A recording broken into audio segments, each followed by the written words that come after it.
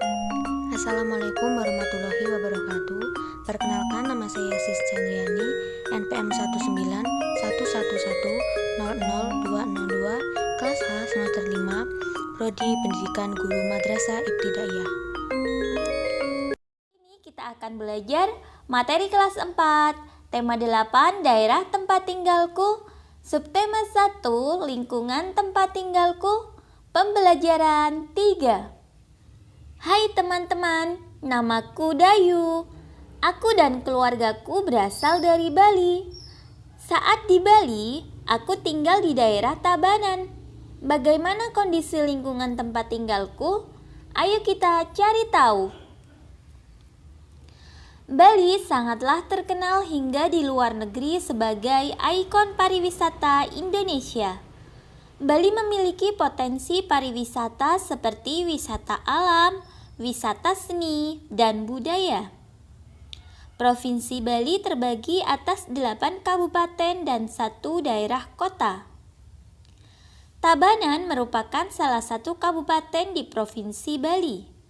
Wilayah Kabupaten Tabanan didominasi oleh pegunungan dan pantai. Selain itu, Tabanan terkenal sebagai penghasil beras dan sayuran. Mayoritas penduduknya bermata pencaharian sebagai petani. Namun, penduduk yang tinggal di daerah pantai bermata pencaharian sebagai nelayan. Keadaan alam suatu tempat memengaruhi mata pencaharian penduduknya. Ayo kita cari tahu lebih lanjut.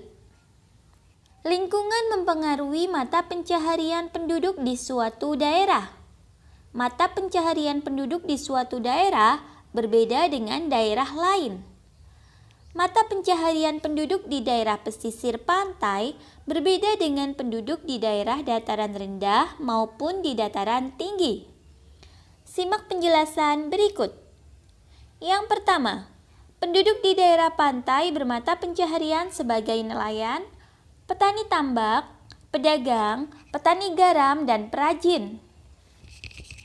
Penduduk di daerah dataran rendah bermata pencaharian sebagai buruh, petani, pedagang, dan peternak.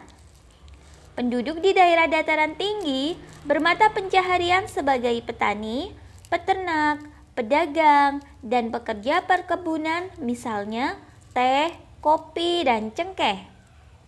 Selain itu, penduduk yang tinggal di desa juga memiliki mata pencaharian yang berbeda dengan penduduk di kota. Penduduk di desa lebih banyak bermata pencaharian sebagai petani, peternak, perajin, pedagang, buruh tani, dan perkebunan. Sedangkan penduduk di kota bermata pencaharian sebagai pekerja jasa, pegawai bank, konsultan, pengacara, sopir, karyawan, pedagang, dan buruh pabrik.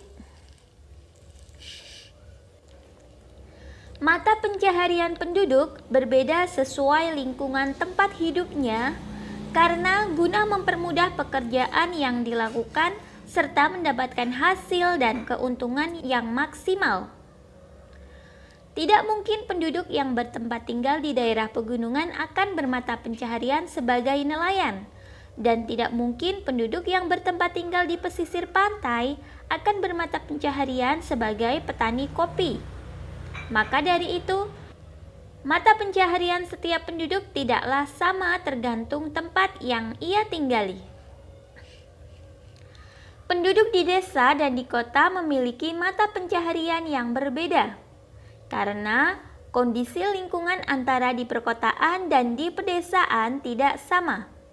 Di daerah pedesaan masih terdapat banyak lahan kosong, iklim yang sehat, serta tanah yang subur, sehingga mayoritas masyarakat yang berada di daerah pedesaan bermata pencaharian sebagai petani. Sedangkan di daerah perkotaan sangat minim lahan kosong, iklim yang banyak tercemar, serta tanah yang kurang subur, sehingga mayoritas masyarakat yang berada di daerah perkotaan bermata pencaharian di bidang jasa maupun perniagaan. Perbedaan petani di daerah dataran rendah dan petani di daerah dataran tinggi meliputi petani pada daerah dataran rendah menanam tanaman yang tahan terhadap paparan suhu tinggi. Sedangkan petani pada dataran tinggi menanam tanaman yang sangat membutuhkan suhu ideal atau suhu dingin. Kemudian, petani pada dataran rendah lebih banyak menanam komoditi seperti padi, kelapa, pisang, singkong, dan jagung. Petani pada dataran tinggi lebih banyak menanam komoditi seperti kentang, kubis, apel, stroberi, kopi, dan teh. Lahan pertanian pada dataran rendah bersifat basah dan hanya bisa hidup dengan bantuan air tawar. Sedangkan lahan pertanian pada dataran tinggi bersifat kering. Lalu, lahan pertanian dataran rendah biasanya kontur tanahnya datar. Sedangkan lahan pertanian pada dataran tinggi, kontur tanahnya berundak dan miring. Sekian yang dapat saya sampaikan, saya akhiri.